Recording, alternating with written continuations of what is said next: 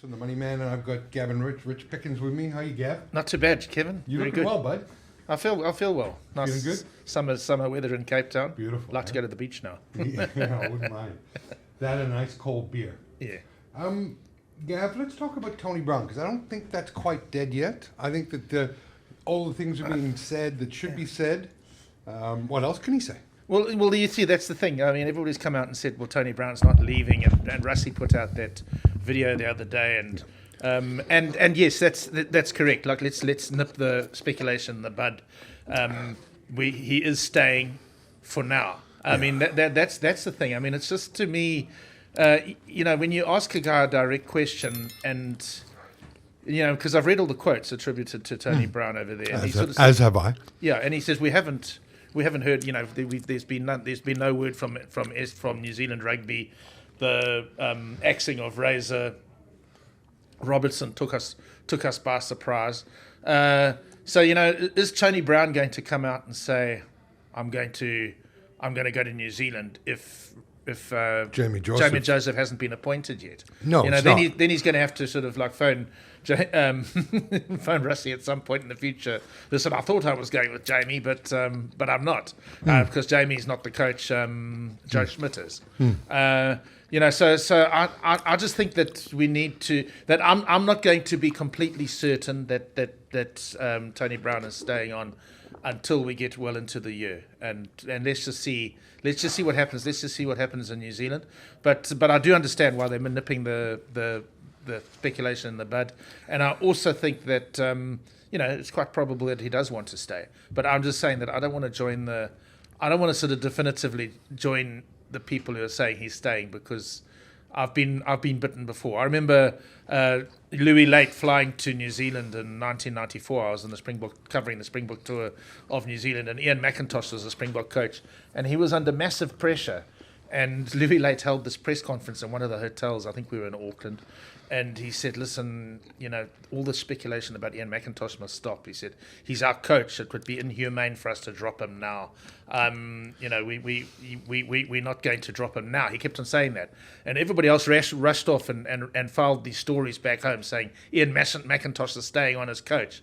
And I went to Late afterwards and I said, Doc, am I reading you correctly? I said, you're saying that you're not going to sack him during the tour, but you could sack him when you get home. And he said, "You're correct." So a very different story. So that's why I'm always a little bit skeptical. I mean, what people say publicly and what they might be thinking privately are often completely different things.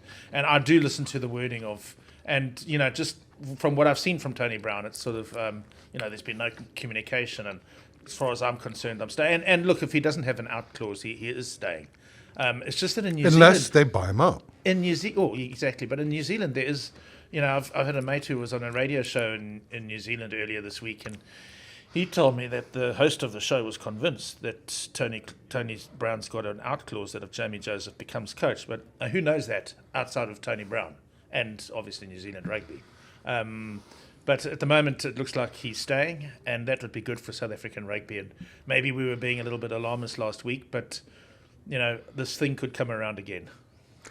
It wouldn't shock me, would it? No. I mean, those things happen, and as I say, I mean, Ian McIntosh did get sacked after that Springbok tour.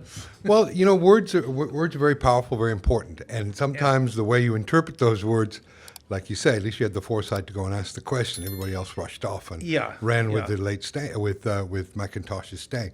Yeah. Now, who else is in the mix up for the All Black job? We've all heard the obvious one.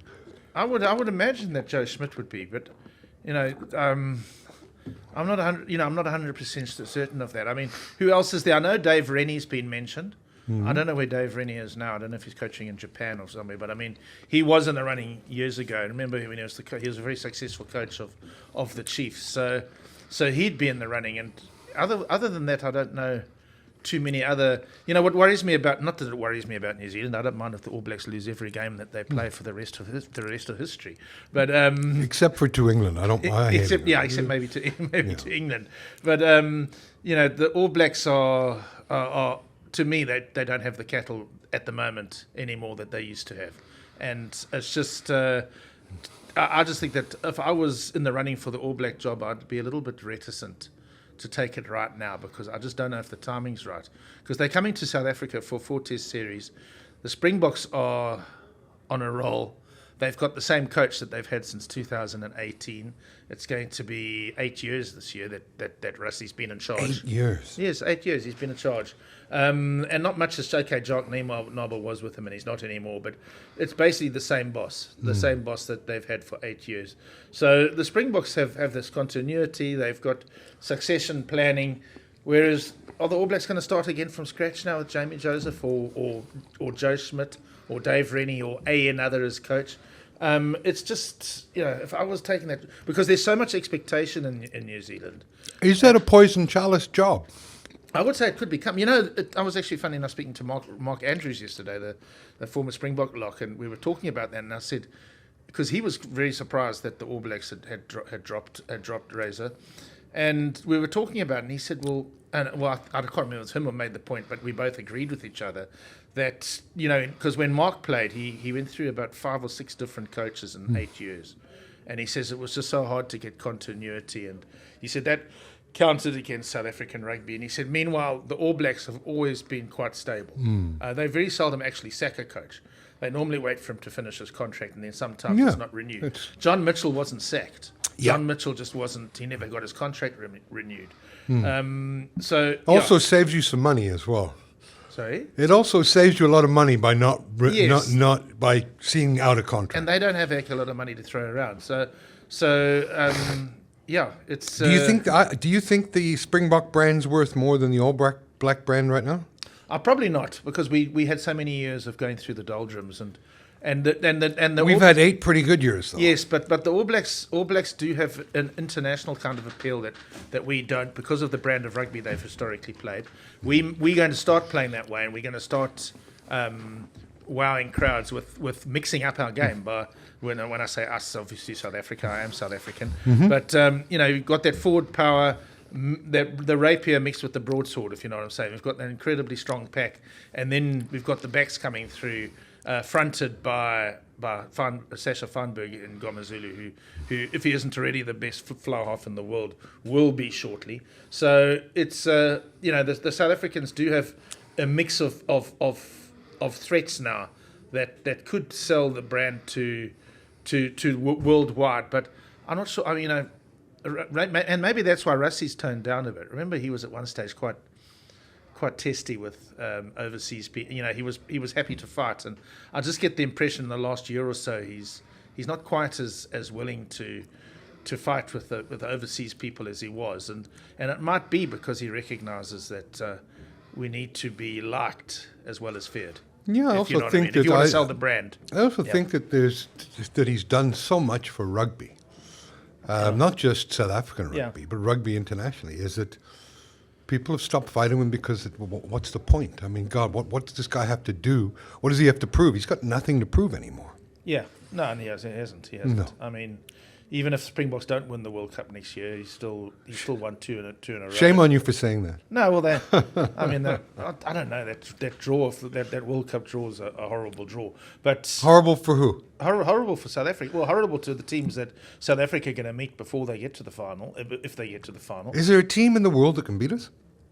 I worry about World Cups because of the pressure that comes with the World Cup. It's a one-off game.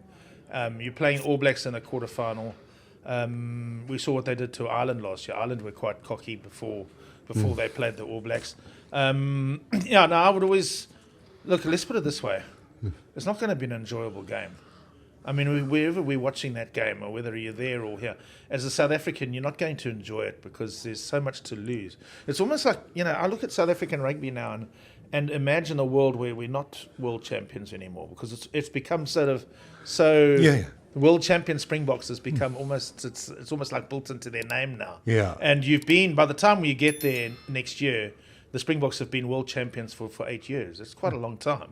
Yeah. And you get used to it.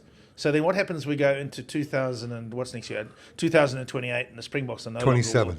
longer into the following year, the year after the World Cup, and the Springboks are suddenly no longer world champions. So much of the marketing and the advertising around the box then has to change. even though they probably still will be the best team in the world. I mean, that does happen at the World Cup. I mean, sometimes the best team doesn't win. Yeah. So they'll probably still be. I mean, I think they'll probably win the rugby. They'll win the series against the All Blacks this year. They'll probably win the rugby championship next year if there is a rugby championship. But it's a one-off game. And if they beat the All Blacks in the quarterfinal, then they probably got France in the. Maybe we just need to wait till we get there. Otherwise, we're going to make everybody out there quite stressed because it just stresses me to think because I know how much South Africans live for their rugby. Yeah. And I remember being in Paris for the 2007 World Cup final, and again in 2019 in Tokyo, and almost like it was unbearable going through that day because everybody seemed so incredibly tense. And a quarterfinal is the most tense game because at least in a final you've made the final. Well, I remember watching Japan play South Africa in the 2019. Yeah. And I was sitting around all these Springbok fans, and they were all so bloody tense. Yes. And why we were going to lose, and oh God, this play. And I was like, guys, calm down. Well, it's a natural thing. Because if you bomb out at the quarterfinal stage, and especially if you bombed out to Japan, I wasn't nervous. I wasn't nervous about the Japan game. I always knew the Springboks would win that game. There was some cocky sort of overseas journalist who told me I was wrong, but I remember saying because I was at the game where they hammered Scotland in their final pool game. Remember there was that cyclone, or what did they call them over there?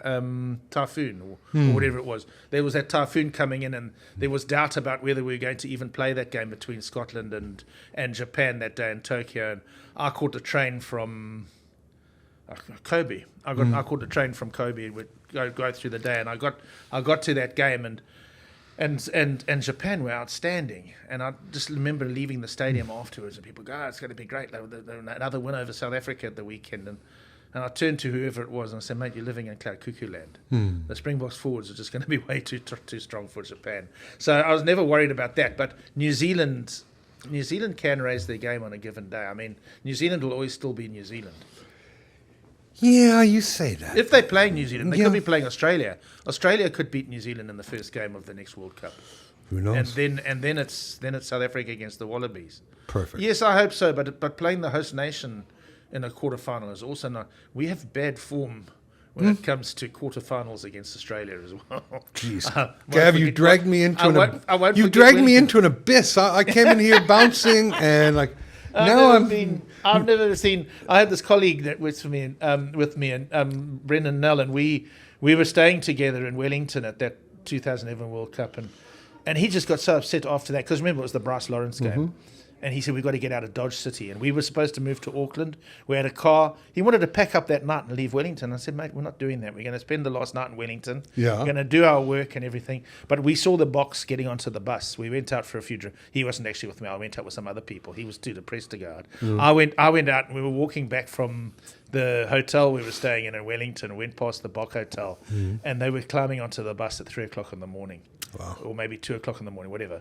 They were climbing onto the bus and they looked so depressed, so down. I mean, because that's the thing. That's the brutality of a quarterfinal is that you have to go home on the first available flight. So you wake up on the Saturday morning before your game thinking that you're going to be there for another 2 weeks. And suddenly you're not. You're on your way home. And I've never seen such a funereal-looking bunch of people in my life as the box climbing onto that. It was almost as if somebody had died, which I suppose is almost the equivalent when it comes to South Africa. Well, let me get my secretary on the phone to get me an appointment with my therapist today. I hear you. But, just going back to Tony Brown for a second. Yeah. I think I read that Tony Brown doesn't have an out clause. I've read that too, but as I say, somebody in New Zealand, so there are people in New Zealand who are refuting that. But everybody has an out clause if someone has the money. And I mean, I suppose when you look at New Zealand having paid to get rid of Scott Robinson, that they're certainly willing to pay to get Tony Brown back if the box will allow him to come back. And if they've chatted to Tony Brown and he wants to come back and all it takes is a payment, it becomes an untenable situation. Yeah. So I get where this may go. This story's long from being over. That's what I'm saying, yeah. I'm saying that I can see it coming back at some point. Yeah. I mean, the point is that they're best mates as well. I mean, that Tony Brown and Jamie Joseph have always worked together, and I think Jamie Joseph said somewhere in New Zealand this last week, saying, "I haven't spoken to Tony much about rugby, but we speak just about every week. But we speak about golf." And maybe they play golf together. So it's very difficult if you're really close to someone, then suddenly he becomes the coach of the nation that is yours, really, because you are a New Zealander. He becomes the coach, and he tells you that he wants you to be his right hand man. It would be very difficult to say no. I mean, if you reverse the roles and say Jacques Nienaber had never actually worked with Rassie.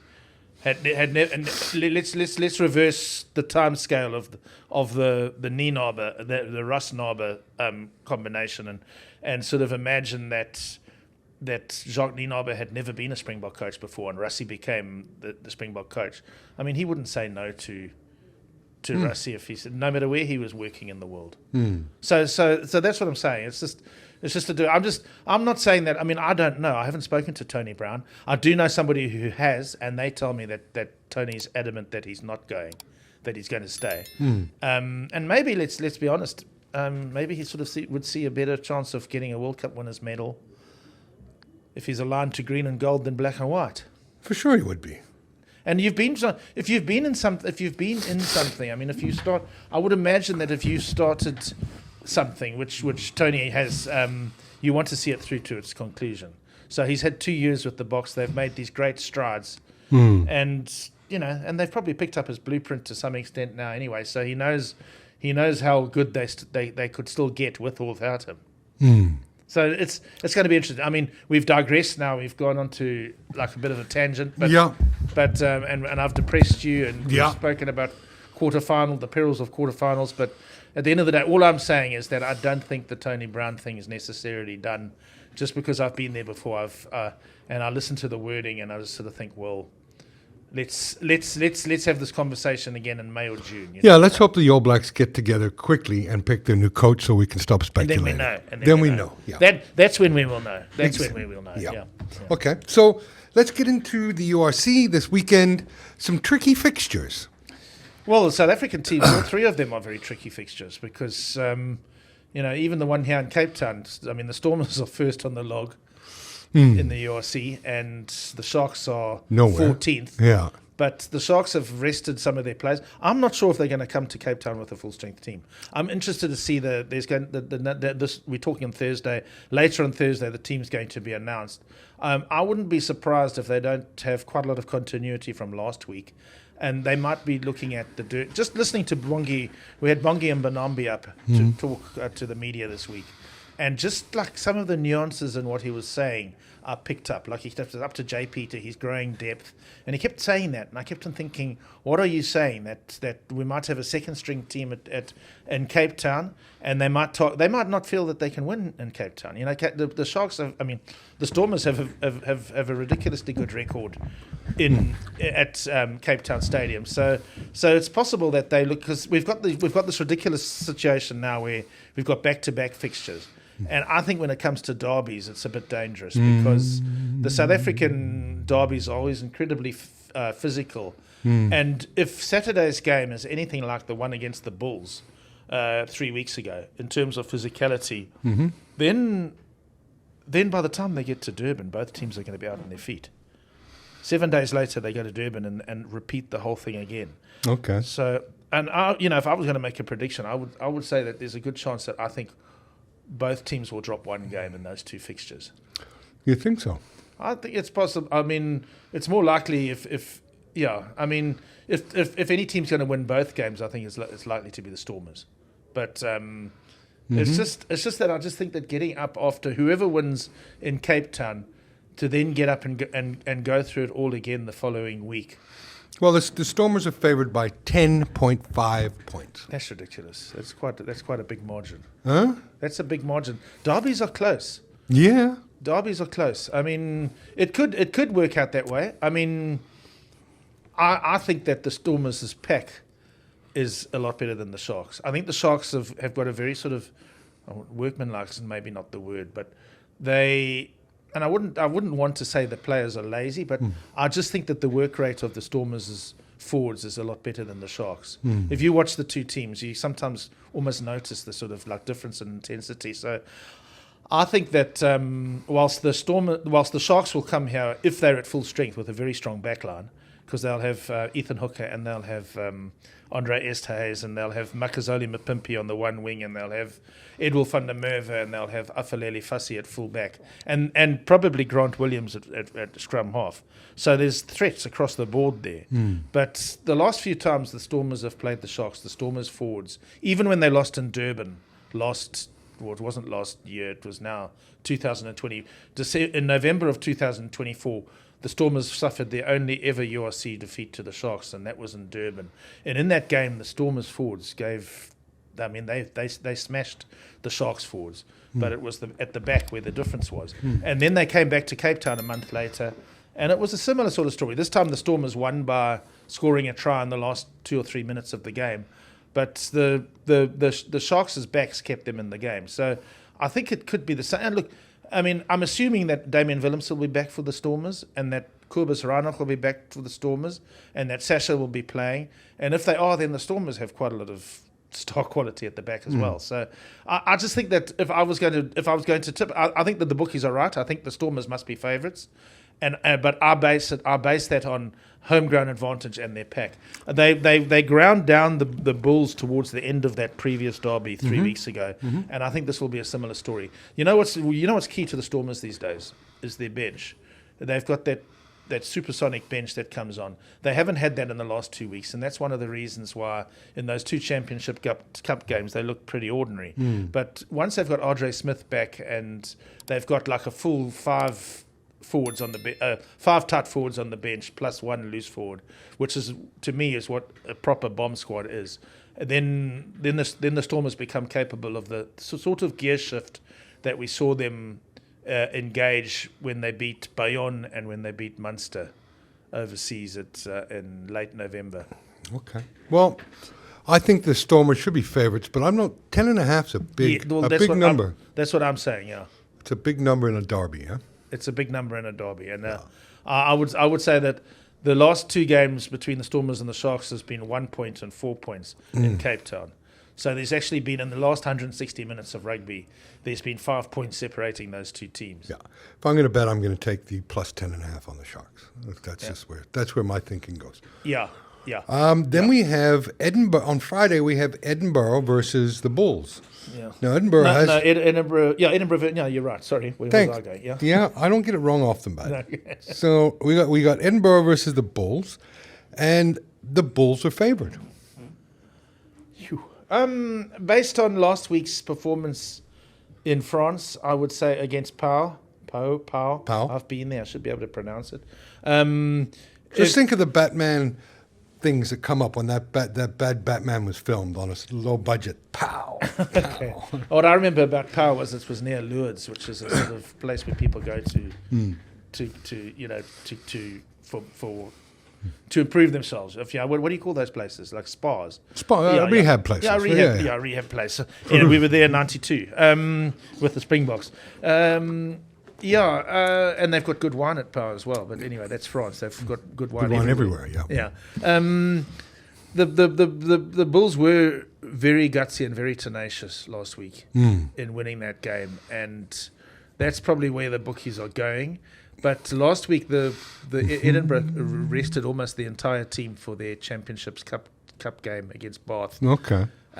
So this is a game that they built. It's a very important game for both teams, given where they are on the log. So Edinburgh is 3-5, I think. Yeah. They both battling for a top 8 position at the moment. Yeah, they're 10th and 11th, 17 and 16. So it's a very important game for both teams. I think the Bulls have targeted this game because they didn't play their top team last week against Pau.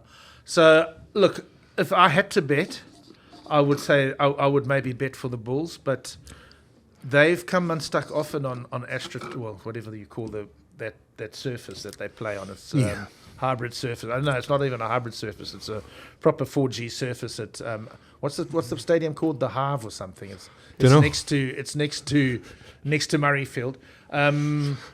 So it's a difficult one. You said it yourself. You said it's a tricky weekend. If I had to bet, I would bet on the Bulls. If I had to, I bet on Edinburgh. At home, rested team, Bulls.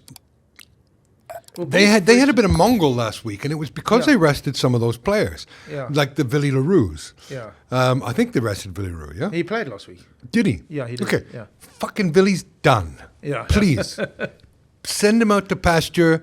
I love the guy. I think he's been a great servant for rugby in South Africa. But, when you look at the previous week with their full team against Bristol, how many missed tackles were there? Yeah. 21-0 after 10 minutes.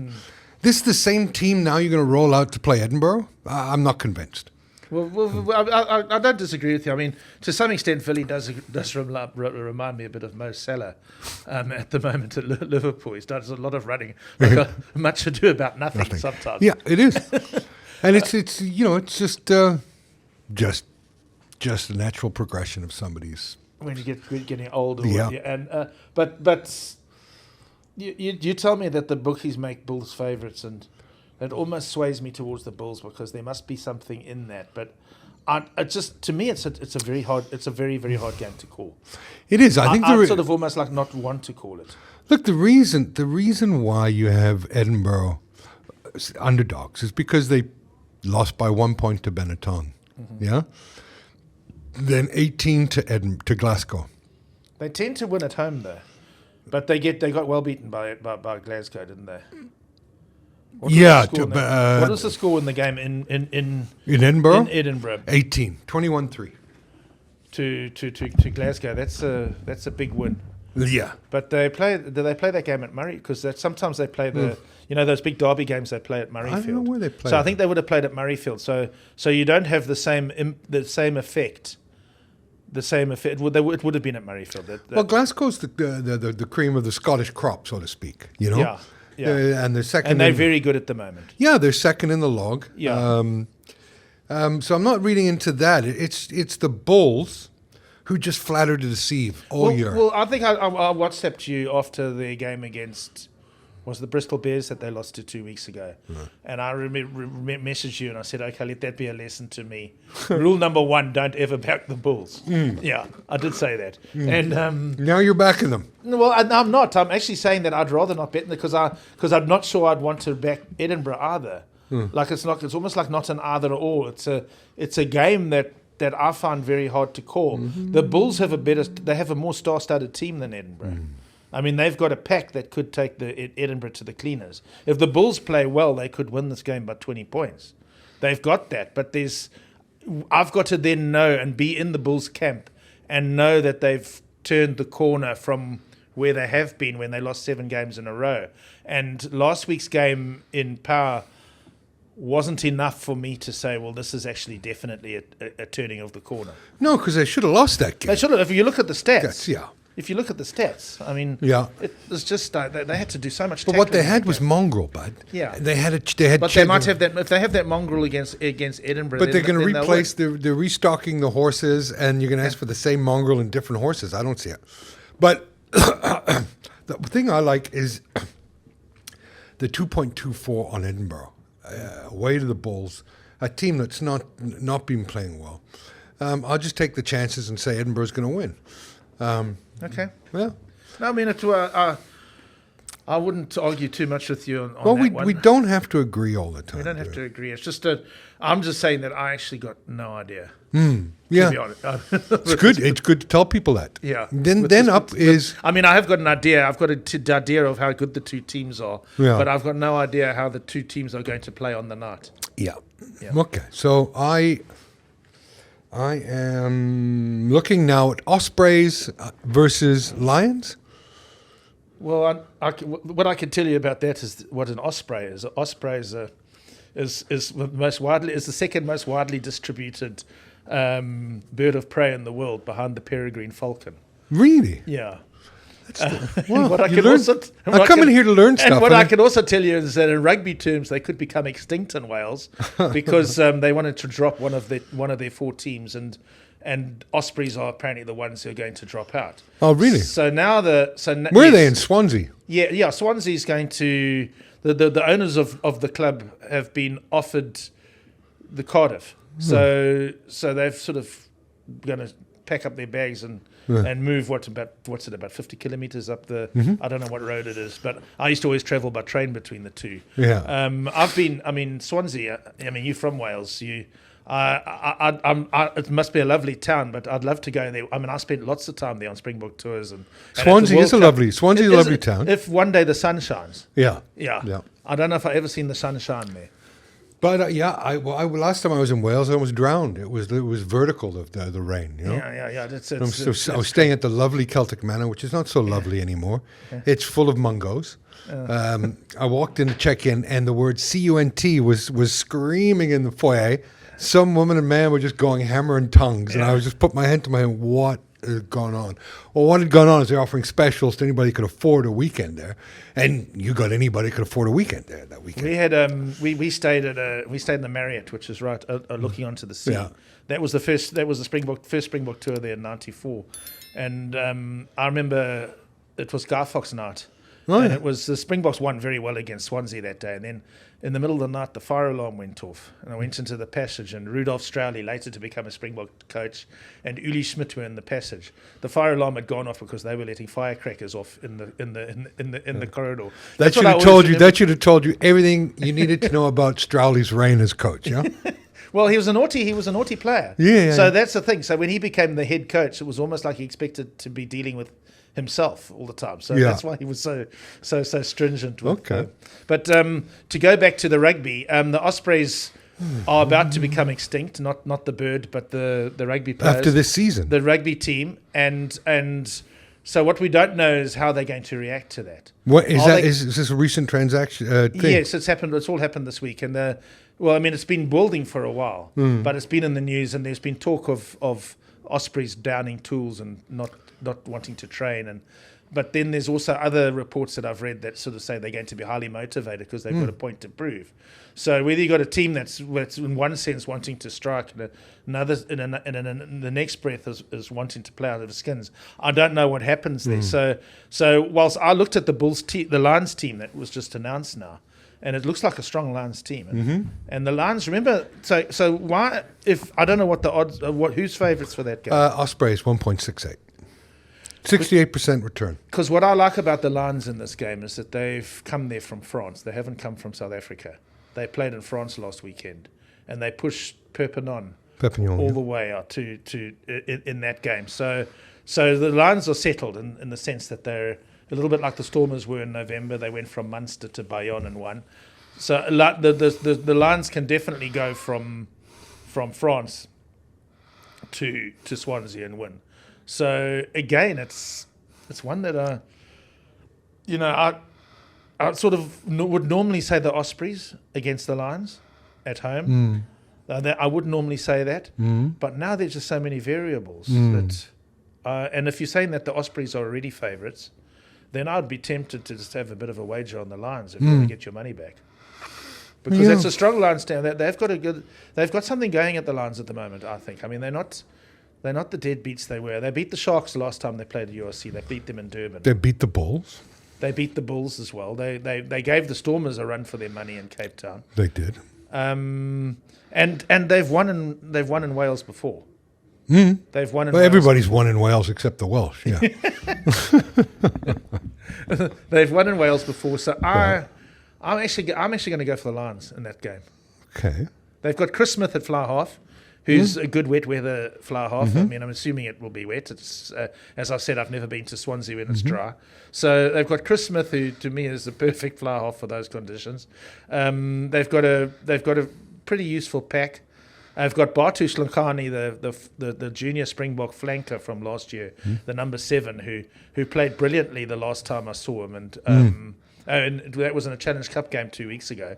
If he carries that form into this game, he could be a factor too. Look, the Lions are a good team. Yeah. Well, sorry, they're a better team than the Ospreys. There's no doubt about that. Yeah. If you look at their results, latest results, 2020 last week, they had an 11-point win against Lyon. Yeah. They beat the Sharks. They only lost to the Stormers by 7. Yeah. And only lost away to Newcastle by 4 points. Oh, that was a ridiculous game. I don't know if you saw that.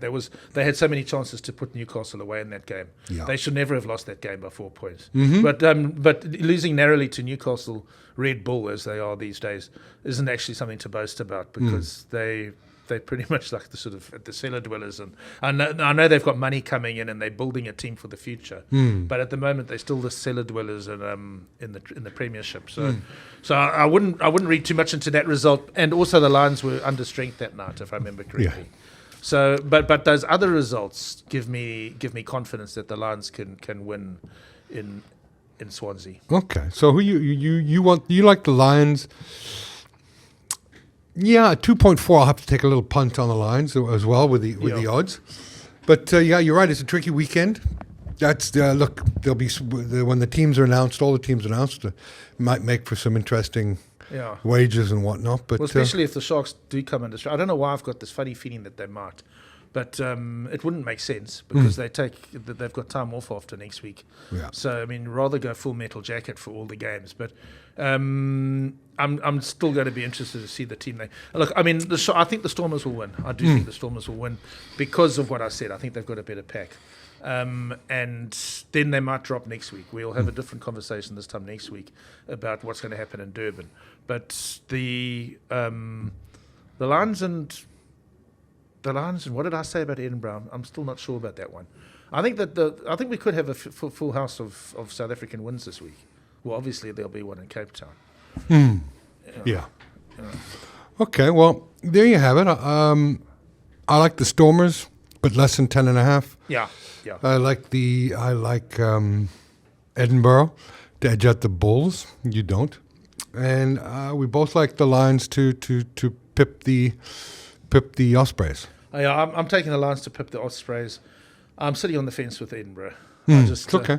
I just don't have I don't have a clue what to expect in that game. The Bulls are a better team. They should win. But Sean Everett, who's the Edinburgh coach, has been a coach at the Bulls, and he's coached the Sharks to wins against the Bulls. So he knows how to beat the Bulls as well. Okay. Well, there you have it, so folks. So that will be for you, because you've gone for Edinburgh. Yeah, thanks, bud. I appreciate it. Thanks, Gav, for coming in. Always a pleasure to speak to you, and maybe you'll be a little bit more enlightening and happier for me next week. But off to my therapy session now, and then to the beach and have a beer. Thanks, bud. Cheers. Thank you. Cheers, man. Cheers. Cool. Hey.